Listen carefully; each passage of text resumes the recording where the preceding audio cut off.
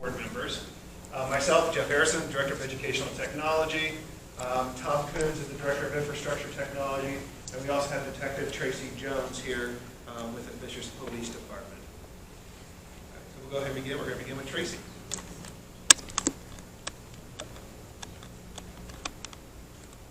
All right, he's pulling that up. A little bit about myself. I have been with the Fishers Police Department for 11 years. I spent the last 5 years as a school resource officer and switched over at the end of last year and am now a detective. So a lot of the cases that I get assigned to me, just with my experience, are the juvenile cases. So I am already this year starting to work a pretty heavy caseload of juvenile cases, and a lot of them stem from social media. I'm sure you guys last year saw the school threat on Snapchat. So I was the lead detective for that case. So a lot of what I'm going to talk to you guys about today can help prevent some of these things from happening with kids within our Fishers community. We'll have time at the end. Yes. Okay. All right. So this is a study that was done out of Stanford University, and this is basically covering what these social media sites are doing with our students and even adults. Okay, we've probably all been out to restaurants and we've seen people, right? There's no conversation at the table. Every single person has a phone in their hand and they're looking at it because we're seeking that constant communication. We'll talk about here. Okay, so when we're getting these things, I'll put them kind of all up here. All right, these youth, right? They're seeking. We'll talk about kind of it's the fear of missing out. But once they're posting something, they're really concerned with are they liking it? What are people saying about it? And so it kind of goes into this addiction because the dopamine in our brains is hitting, and then the students are wanting to get more and more of that. Okay, and the gambler effect is if you sit down, and you're playing a slot machine, pull it, you don't win, you kind of think you're going to win, you put more money in, and you pull the handle. So social media sites work and operate the same way in our brain. How many of you guys have heard fear of missing out? This is a huge thing with our students. Okay, they post something, they're checking their phones constantly to see what they're missing out of. You can walk down the hallway or even after school. Someone's going to get hit by a car probably one day because as soon as they're out, they have that phone and they're just walking, right? They're not paying attention to anything around us. When we're sharing on social media, when I taught 4th grade, we teach a lesson on digital citizenship. And I always ask the students, if someone knocked on your front door and you didn't know them, would you let them in your house? They all say no. But when they get on social media and people that they don't know request their friendship, they immediately accept their friend request. Okay, the majority of the classes that I taught, they admitted that they're friends with people that they don't know who they are. Okay, and then we're putting, our addresses. Sometimes students they'll give addresses. We're posting pictures in our Fishers Junior High shirts, or we're tagging pictures at the park where we frequently go. Those are all things that we don't want out there because if they're friends with the bad guys, which unfortunately there are, we're just providing them with so much information on your child, which we don't want them to have any of that information. Okay? And a lot of times on social media, we put our emotions out there. Right?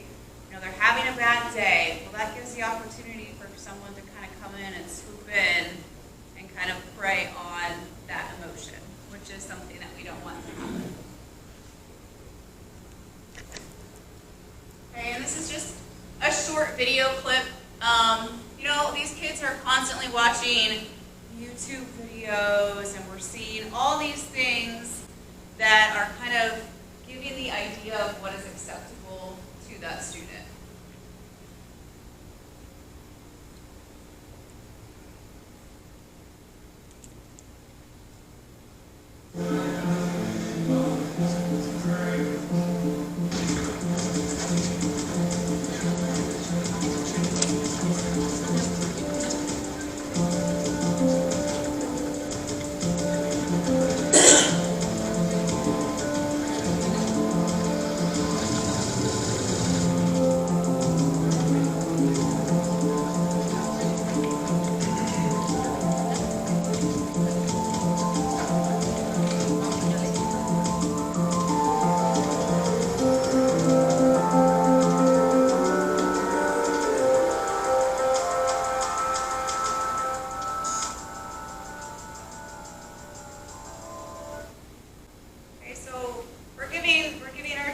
Devices, where they're out there, they're looking at stuff.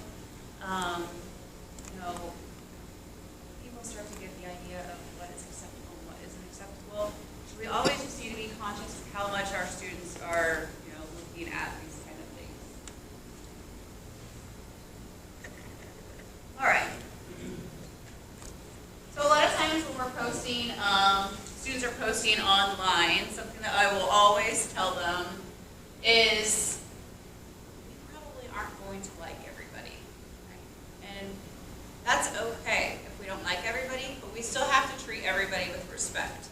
So a lot of times when we get, especially in junior high and younger ages, are people, being mean, saying disrespectful things to students, it's so much easier for me to say something mean when I don't have to look at the person, right? I can sit at home and I can say mean things.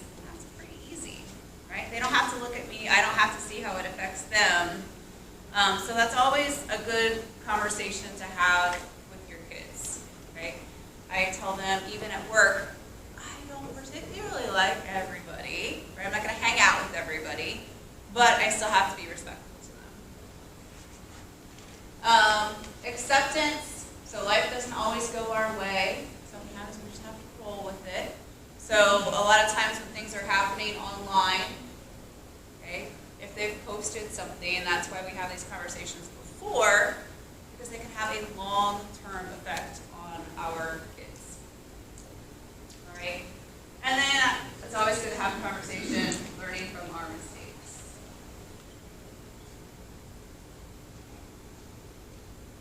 So this is a study. It's called Monitoring the Future. They do all kinds of things statistics-wise. We use these a lot when we teach drug. They'll survey students on drug use. Okay, so this survey was 8th, 10th, and 12th graders. And they were asking them, do you enjoy life, or my life is not useful? So if we kind of take a look at the graph,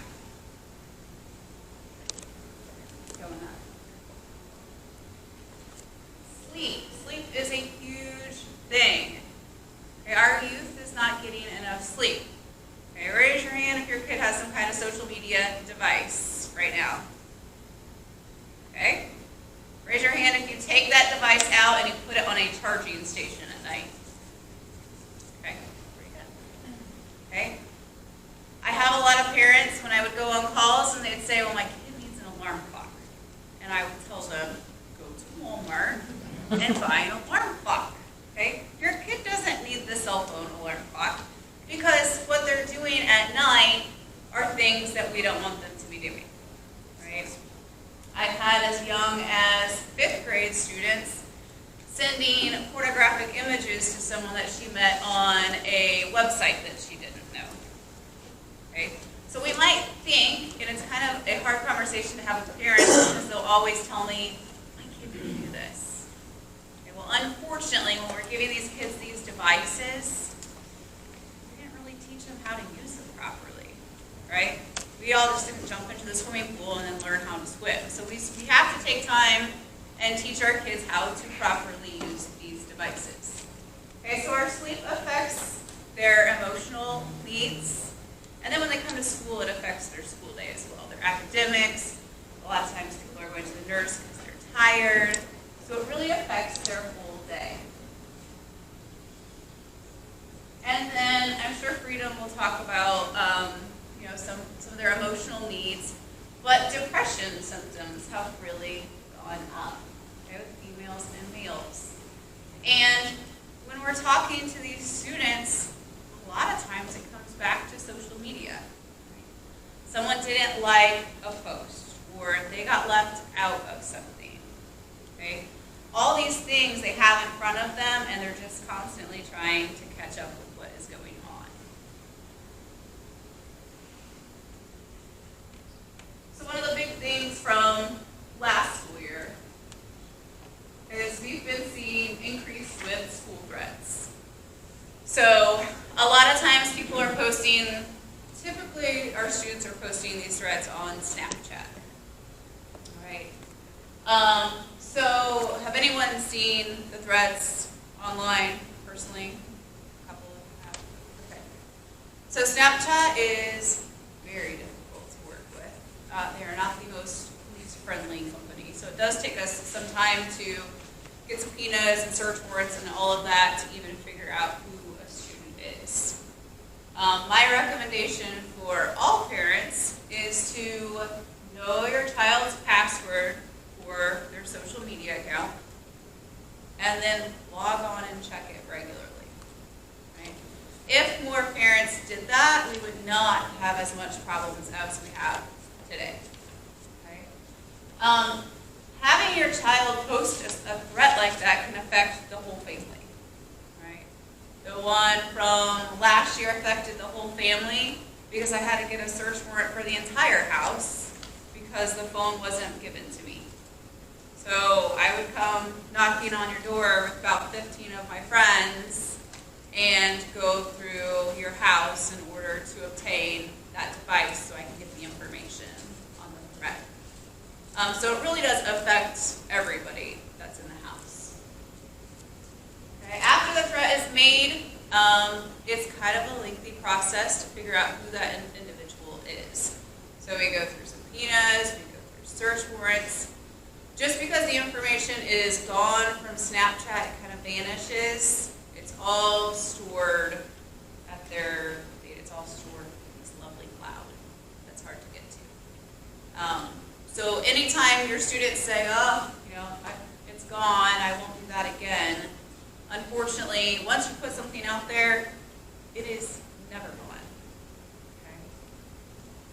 Okay? Again, parents can prevent this by going through their phones. And it's always good to have a conversation with your student about what if they're going through their social media posts and they see a friend is suicidal. Okay, because unfortunately that is something that our officers and school resource officers deal with frequently. Okay, someone will post something that they're having thoughts of self-harm, and then what we really want to teach our kids is if they see something like that, that we need to report it immediately. Okay, we can't really dismiss, they're probably just playing around or it's no big deal, because your emotional needs is a big deal. Okay, we really need to get to the bottom of what is causing that person's emotional distress.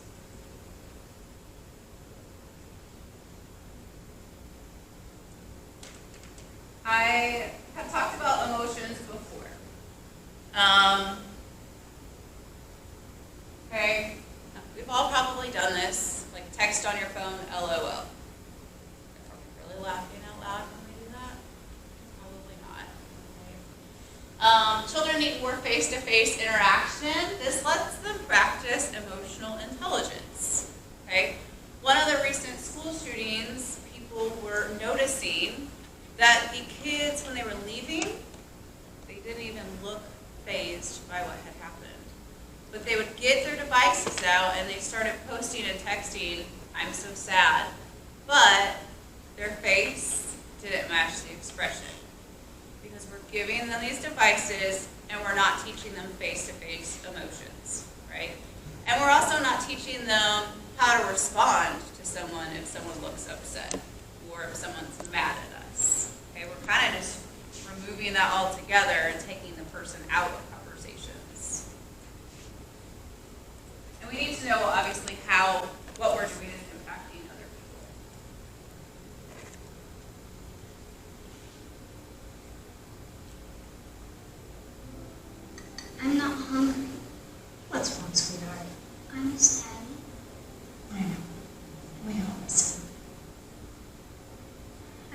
more? I miss him the most. No,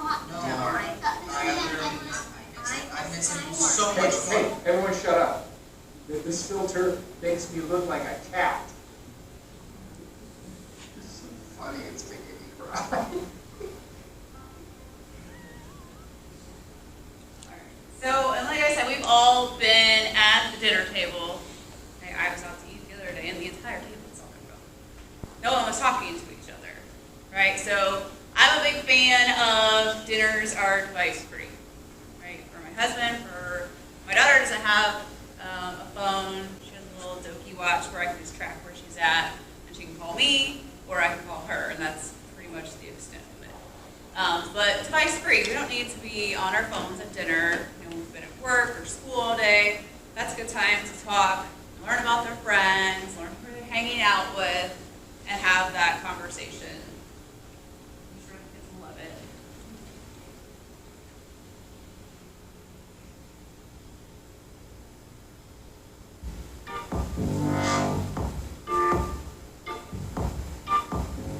social networking is completely out of control these days. But do the things we do online make sense in real life? Let's take to the streets and find out. Ma'am, hi. I just want to let you know that I'm following you. Like, you don't have to do anything. Just know it and enjoy it. Jenna Kingsley is now following you. Just like do whatever and I'll just watch. Is that creepy? You want to poke me back? Wasn't that fun? Yeah, this is weird, I don't even know you. I know, but that's what you do, right? Hi guys. I was wondering if you would like accept my friendship. He looks really important with like the whole button down. Do you want to be connected? Want to be connected? How do you want to connect? I just want to let you know that 12 people have viewed you.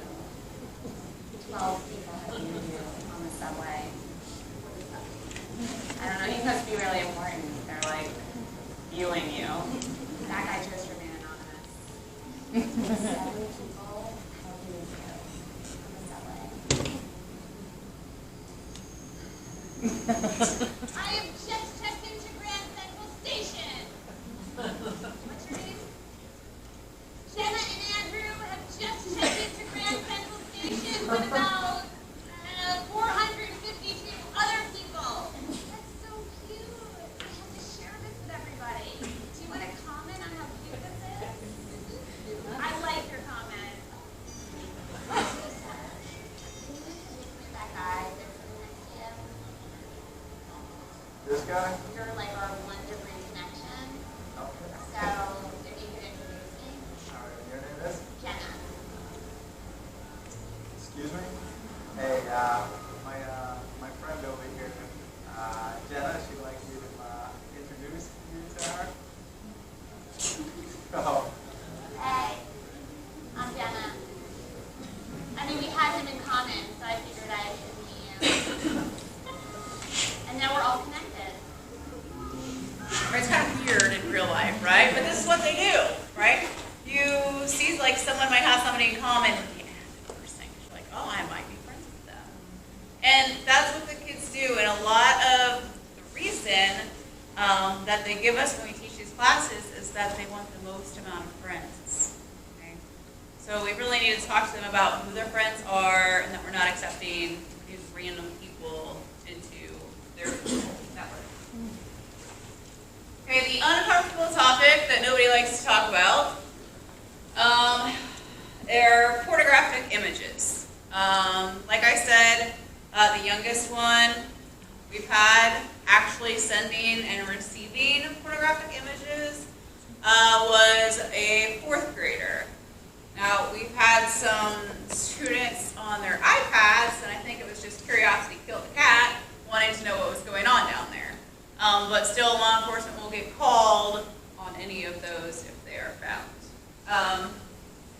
Harvard has study showed that it is as addicting as heroin. All right. So what happens is actually it is a crime. We typically aren't charging the kids with this. So a lot of what happens is someone will be like dating, and then they'll say, "Hey, send me a picture. Send me a new picture." Well, then the girl decides, and usually the girl sending it to the guy decides this is a really good idea because he really likes me. So I'm going to send this picture to him. Well, unfortunately, she'll send the picture to him, and then he thinks it's so cool, and then the picture goes, right? And it's really hard to track down where that image has gone. So when the SROs come into the schools, they teach students about these images and that they should not send them to anybody. Because once they're out there, and we don't know, are they going to show up, years later? What's going to happen with those images? So it is probably an uncomfortable conversation to have with your kid, but it's a conversation that needs to be had. And they kind of make it seem like it's no big deal, but I don't think at that age, their brain is not fully developed. They don't understand the extent of the damage that it can do to them and to the family.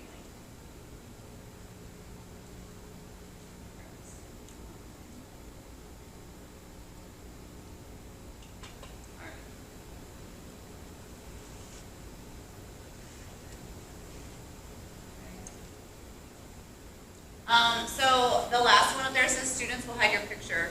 The end of last year, we had a ton of pornographic images that were being hidden in Snapchat.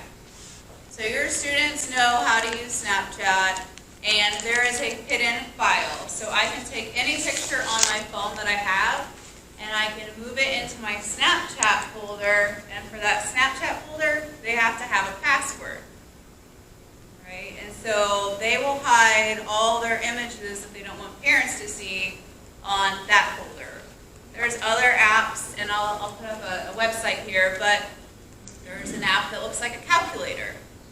Right? And so it's not really the calculator, it is a hidden file where they can hide images that they don't want parents to see. And the kids are pretty clever, and they like to hide lots of pictures there, but that's the point, is that we need to go through and kind of look and see what our kids are doing. Okay, so I talk so much, I'll just skip ahead and let other people chat. Some of the things that you guys can do, which I think Jeff will probably talk about, turning off the geolocation services on the phone is very important.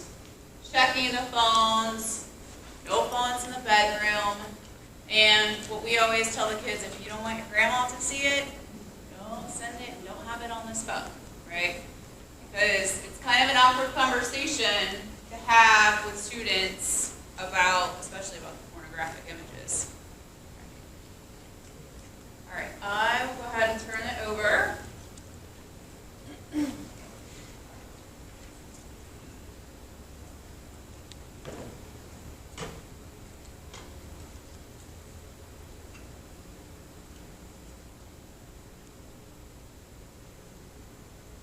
All right, next we have Freedom and Janet to talk about social emotional connections as well as home connections.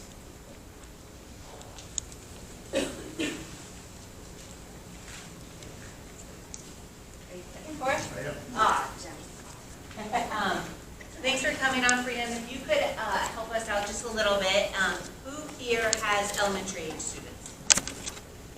Okay, good number. How about middle, intermediate, junior high? Just some of you both. High school. Okay, well, we have a great mix. Beyond, anyone opposed? Excellent.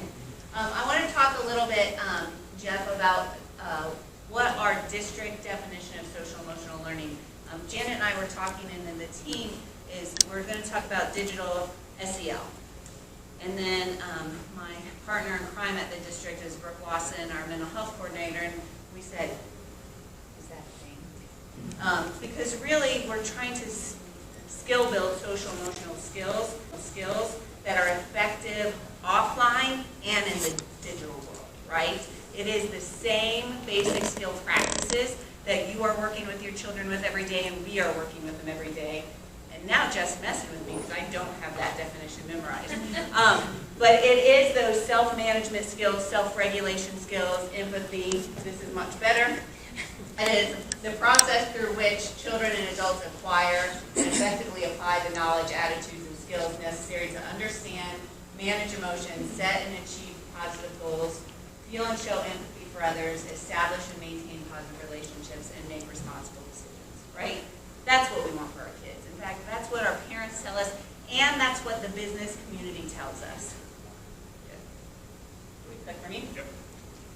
That they want. So, this is one of our favorites. If a child doesn't know how to read, we teach. If they don't know how to swim, we teach. If they don't know how to multiply, we teach. If a child doesn't know how to drive, we teach. But if they don't know how to behave, sometimes both as parents, so to out myself here, I have 2 junior high and 1 high school, sometimes we punish, right? If they're not making responsible decisions at home, at school, online, our quickest reaction is to apply that consequence, okay? And I'm here to tell you consequences are good, boundaries are good, teaching is better, okay? So if they're going to make mistakes, their frontal cortex is not developed, okay? So we can't expect our children to make the same decisions that you would if we don't come alongside of them in that process. So what our core beliefs about social emotional learning is that these skills can be taught just like any academic instruction, and they should be scaffolded and reinforced. How many of you have heard about the We Got This campaign? Okay?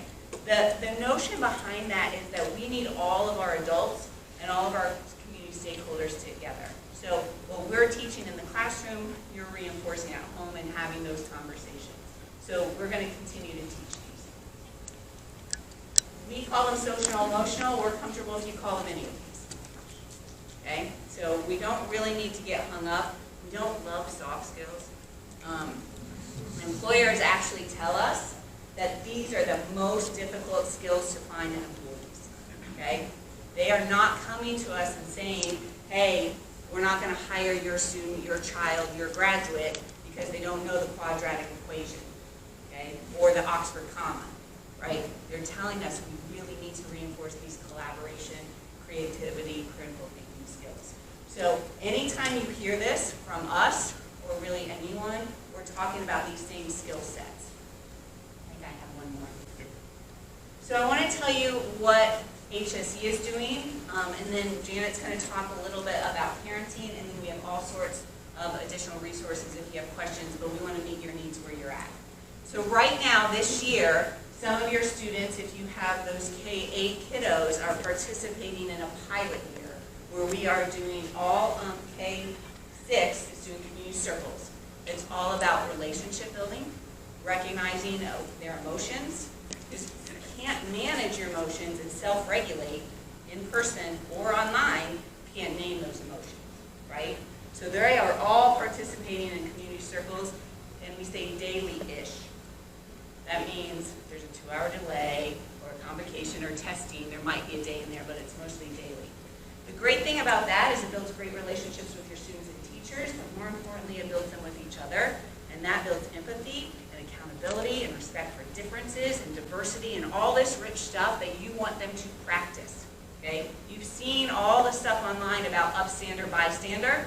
This lets them practice in an entirely safe environment, okay? We are also rolling out K-8, a social emotional curriculum that is layered and includes our parents. So you get to see, hey, we're talking about empathy this week, or better yet, we're talking about stress management. So when you are at the dinner table, why don't we talk to our kids about how we adults are managing stress, okay? So we don't do that a lot, right? If we see a social media post that hurts our feelings, or we're like, yeah, I was at that party, Janet, you were not having that good of a time, right? Then we don't talk to our kids about what that means, right? Because we're experiencing it too, but we have to take that extra step in the digital world to have those conversations with kids. You can see the benefits and how we decided this. We are not leaving our high school students out. We know in a time of cyberbullying and sexting and all of these that they need the skills more than ever. There is not great research-based curriculum out there for high school, So we are in a planning process this year to research and develop that. So we're hoping to be piloting that next year. Again, that will cover pre-K through our 12th grade. So, my name is Shana Pritchett, and I am president of the HSE School Board. I have 4 children. I have a high school senior, a high school freshman, an 8th grader, and a 6th grader.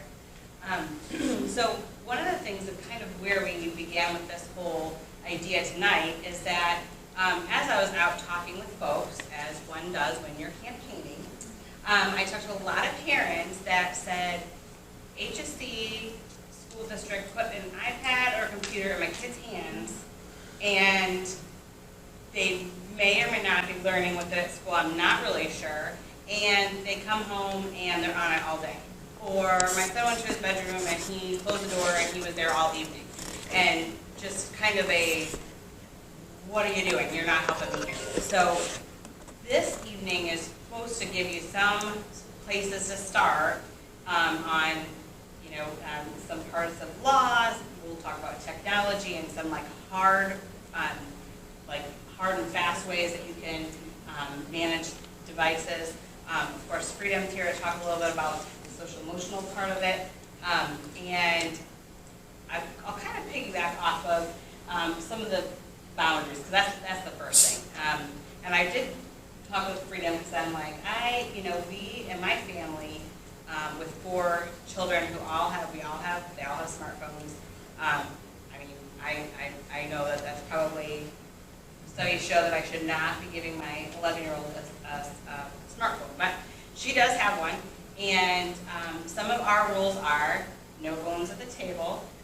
Dinner is phone free. But then I was joking around with Freedom, and I told her, I'm like, but we went to the Roost a couple weeks ago, and we all sat at our table and we played a Snapchat game. So we all have Snapchat because that's where I'm there to try to know what Snapchat does and how to find those folders and how to get in there. So that was the big thing, is that every app that they have, I have. And then we're playing a game together, but as I was talking with Freedom, I'm like, is that bad? And she's like, but you're communicating, you're all talking, you're all together, you're still interacting. So those are kind of the things I think that, as I was talking to parents, and this is where I'll let you guys tell me if I'm on target or not, but those were the kind of things that we need help with, realistic. Maybe dinner, phone-free dinners, phone-free bedrooms, nighttime, plugging in all the same place, after your homework's done. Some of those things are easier said than done. And how, do you struggle with where your boundaries are. And then another thing that was quite illuminating for me as I was talking with Freedom, and she's like, so what age group are we talking about? And I was like, K-12. And she was like, well, there's a wide range. Boundaries are not the same for every kid. They're not the same for every grade. They're not the same for, so some of those things I'm going to piggyback with Freedom to talk a little bit about, giving your kids some, test them a bit, give them some freedom, check back. If they're not doing what they're supposed to or what you've told them, then circle back around. So, I don't know if you have anything Well, I think it's super interesting. So, how many of you all think that the research says that the digital world is not healthy for kids or detrimental? Yeah, some? Yeah, we got about. How many think that they say it's great for kids? Some? I like you. I feel like we should hang out. So the reason I say this is she raised her hand both times, and actually that is what the research says, right? The research says we don't know. Because really, what we have seen is a rise in smartphone usage at about 2012, is about the time we see these peaks starting to go up, especially for our teens and kids. And so the original research was like, we're not sure about this. But if you follow education and really any major societal change, and that's really our cultural response to everything. In fact, I think I'll get my dates wrong, it was in the 40s or maybe 20, I'm not sure the exact dates, but there was publications about radio addictions, that we were really concerned about kids listening to the radio and music, right? Some of the first studies that came out and said, yeah, there's a problem here. And we're right, we are seeing epidemics in mental health and some other issues. What the newest research is hinting at, and again, it's not conclusive, so I can't give you the magic answer, is that kids that are already vulnerable are seeking out digital options, okay? So we don't know that there's any causal relationship there. We think it's correlated because kids that have different needs or mental health threats or some social emotional challenges are seeking out digital options. The other thing we do know 100% is the sleep issue, okay? And that the digital media can impact sleep in a significant way. So one of the best takeaways, as Janet mentioned, is really getting those devices out of the bedrooms, okay? But that's not necessarily correlated. At 5 o'clock. Right, yes. Right, Yes, that's the biggest. Yeah, not the alarm. Right. So that is correlated, but we have to make sure we fix the right problem, right? The problem is getting our kids sleep, because the devices can be used for all sorts of different ways. So then the next bit of research said, actually, the digital world is like candy, right? A little bit's okay, don't overdo it, all in moderation. But now there's actually starting to be some studies that there can be pro-social benefits to technology, and including video gaming and some social media, if we set good boundaries, are offering great support and teaching the kids the skills they need to navigate this area. So at the end of the day, the best thing we can do for kids collectively as an adult community is to know our kids well, right? And know what their baselines are, know what they need from us, be talking to each other so that we are in a relationship as a school and home environment, and then meet the kids where their needs are. So if our kids have some impulse control, we're going to teach that skill, and then we're going to monitor them closely, and we might think that social media is not the best for that kiddo. But a kiddo that is introverted, has a limited number of friends in their circle, has demonstrated excellent responsibility, and emotional maturity, maybe social media is a great place for them to find that support and connection they need. And that's a lot harder on all y'all, it's a lot harder on all of us, right? Because just like reading, I got to meet you where you're at. To meet you where you're at, I got to know you a little bit. So I think that's the best takeaway for everything we do at home and everything we do in education. I learned a lot from talking with you, because that was my big thing is, I have these, at home, I've got, a kid who is really, really responsible, and I'm letting her, she's on Instagram, and I'm like, am I this terrible parent? And Freedom's like, you know your kid, you know what is her limit, you're doing the things, you're following through, you're checking your phone, you're doing all those things. So that was the biggest thing for me was And we're all doing that already, right? You're deciding what books are appropriate, what movies are appropriate, which friend's house they can go to, So you don't have, Jan and I don't have to make the same decision, because in addition to our kids being different, our family values may be different, and that's okay. It is okay to lean into your family values and what your kids do. I think we're going to save time for questions, so I want to make sure I give enough time for Jeff.